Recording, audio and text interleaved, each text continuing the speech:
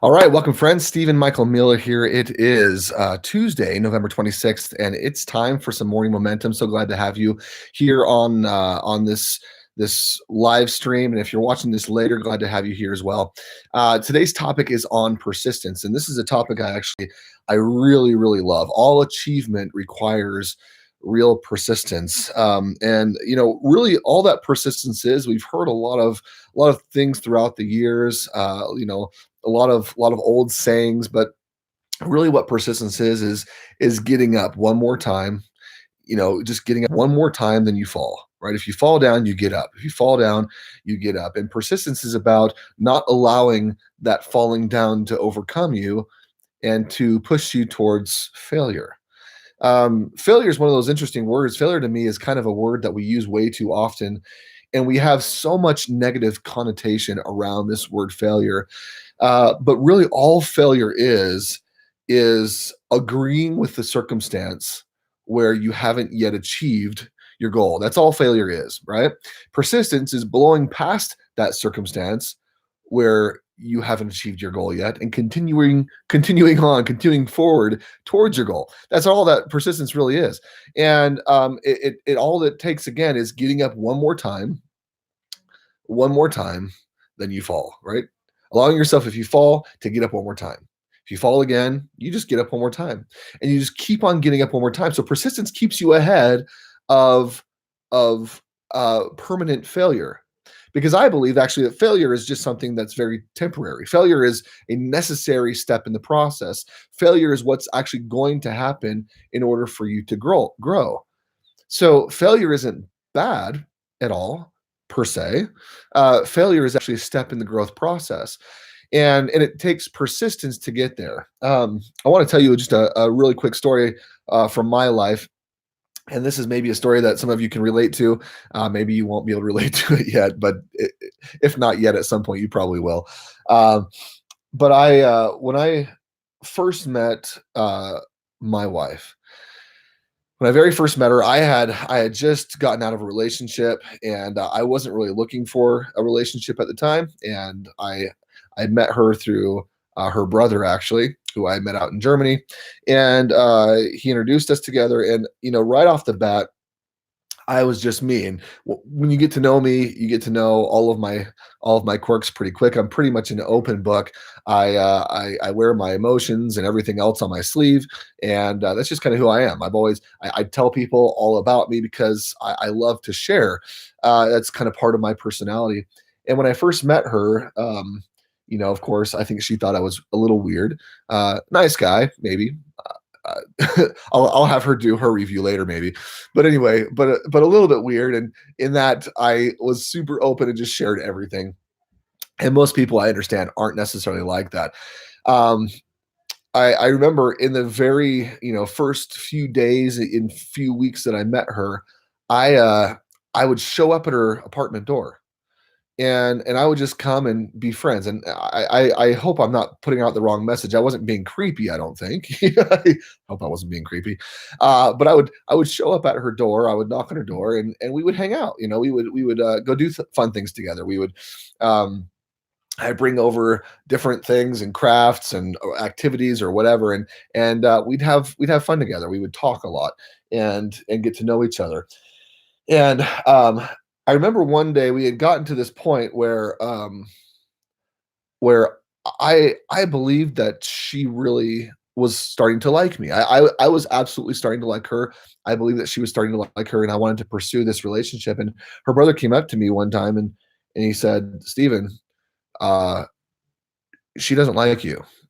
He's he basically said, "Look, stop trying so hard because she told me yesterday that she doesn't like you." And most people, I think, in that scenario would probably have seen that as a massive failure, or okay, if she doesn't like me, well, I'm not gonna pursue this any longer, because why would I, right? Why would I pursue this if she doesn't like me?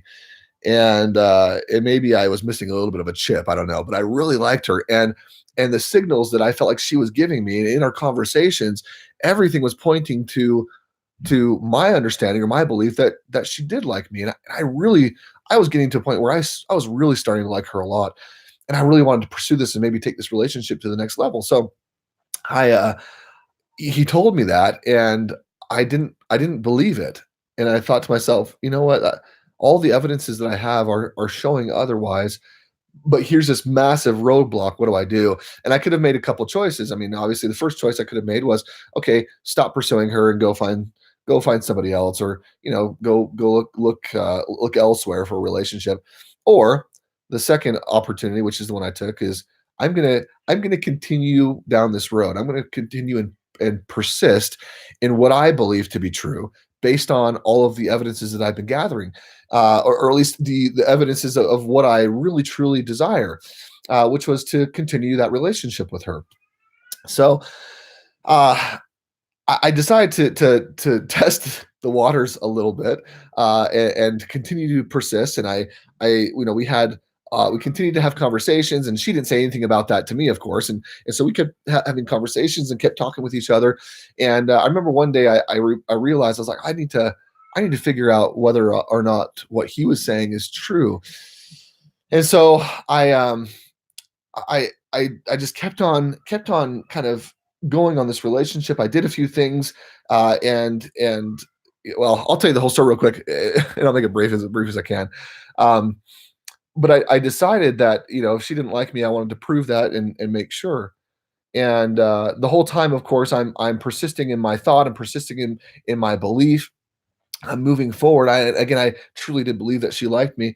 So I remember one day I decided I wasn't going to go to her house. And realized I had literally been to her house every single day since we met, and this was probably 3 or 4 weeks into this whole relationship, this friendship. And I thought, I'm gonna not go over, but not to stop my persistence. In my mind, I was still being persistent. I still knew what I wanted. I still was going after this relationship. I wanted to improve and become even better friends, and so on and so forth. And I stopped, and I didn't go over there one day, and she gave me a call. Now I want you to understand, my wife doesn't call guys. She was very old fashioned. She didn't call guys. She didn't like reach out to say, "Hey, come on, let's do something." She's very old fashioned, and it was always the guy that kind of did that. And I knew that about her, and so I didn't call her one day, and then she calls me up. She says, "Hey, Stephen, what are you doing?" And I said, "Oh, I'm just at home and gonna be doing some different things." And she said, "Oh, well, are you gonna come over?" And I said, "No, I've got some stuff I've got to do." And I was just making sure here where I stood. And I said, "No, I'm just gonna, do this thing, whatever." And I got to stay at home. And then she said, "Oh, well, can I come over there?" And that at that moment, I knew, at least I felt, again, okay, well, she has to like me a little bit. At least she has to see me as a good friend, because she wants to continue to spend time with me. And either she told her brother something out of fear, or whatever it was, she wanted to dissuade him. Who knows?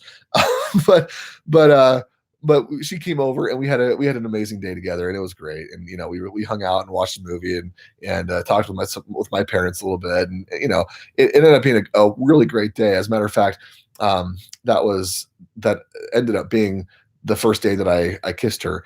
And and I'm saying it right now because I believe this is true, that it was all because of persistence. And not to beat a dead horse, because persistence is in every aspect of life. But with her and we continued to date for quite a long time, and there were a lot of roadblocks. There were a lot of obstacles.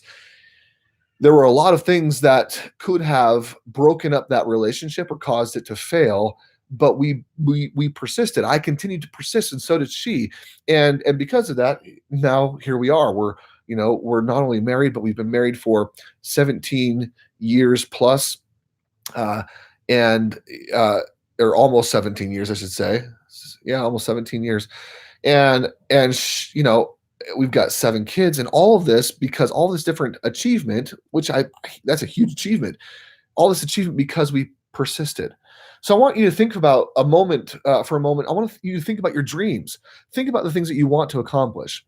Think about those things that you thought about, maybe when you were a kid, or maybe when you were a young adult, when you were just kind of entering the workplace and you had all this enthusiasm and excitement. Think about those things that you wanted to do, and then I want you to think about for a moment why you haven't yet accomplished those things. If you're still in the mix of it and you're still persisting, I'd say awesome, and I'll give you a huge high five.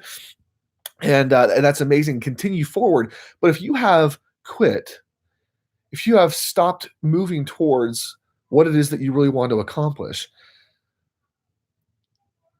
then I want to say a couple things. Number one, you haven't failed yet. You just paused for a moment, hopefully, right? You've just pushed pause. It's not failure. You haven't not accomplished yet. You just maybe taken a little bit of a break. Because if it's a real goal, if it's a real dream and you really want it, I do believe that you can get after it, but you have to be persistent. You have to take daily actions. Sometimes we set goals and we set these time frames in our minds of things of when we have to accomplish it, or what seems to be a normal time frame for us. And I'm telling you right now, in terms of marrying my wife, that took a lot longer than I thought it probably normally would have. Maybe I give myself too much credit. I'm a really confident guy, whatever. But that took longer than I thought it was going to. Um, all sorts of things in my life have taken longer at times than oftentimes I think it's going to. Yet the true success comes in persisting. The true success comes in when those temporary failures come up, that you don't allow those temporary failures to knock you down and keep you down, but you get up one more time.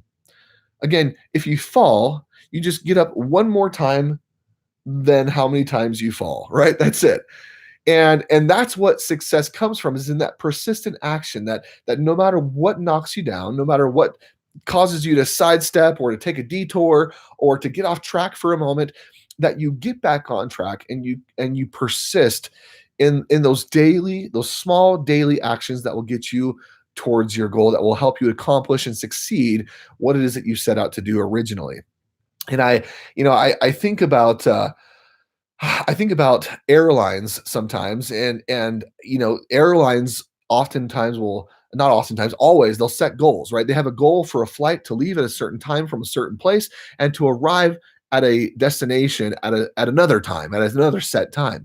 And these airlines, if they don't reach their goal right away, they don't just quit and stop and shut down the airline, right?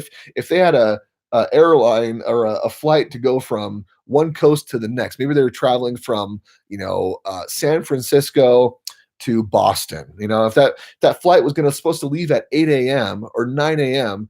to go to Boston from San Francisco, and all of a sudden they found out there was some technical failure or technical problem with the plane, what will they do? They're not necessarily going to cancel the flight. They're going to check the airplane and delay it a little bit, right? Then maybe they'll say, instead of leaving at 8 o'clock, we need to leave at 9:30. We need an hour and a half or 90 minutes to be able to fix this problem, right? And they estimate it out. And then when 9:30 comes, if the problem's not fixed yet, they say, oh, flight's going to be delayed a little bit longer. Maybe we're not going to get out until 10:30. And so they give themselves some more time as they continue to persist and to work on that goal. And eventually what happens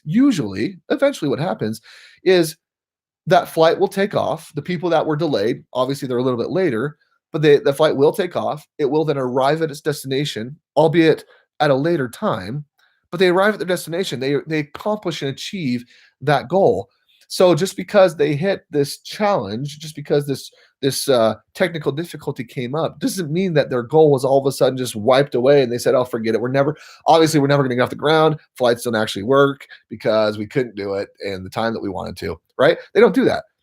These airline companies persist in those goals, and these airline companies, by the way, they're making hundreds or thousands of tiny little goals every single day, every single week, and some of those goals get adjusted as information becomes more and more clear, as they're persisting and as they get more information as to how they can accomplish that goal. Sometimes it looks a little bit different. They have to leave a little bit later. They arrive a little bit later. Sometimes they have to even swap out the entire plane, the whole vehicle of how they're going to get there, right? They have to be open to changing that. And then when they do change that, and when they make those adjustments and they persist in those actions, in those thought processes, in that goal, they eventually will accomplish and achieve it. I believe that if you'll persist in your goal, you will accomplish more. If you'll continue and persist and to get up one more time more than how many times you fall, if you'll get up one more time more than how many times you fall, you will achieve so much more in your life.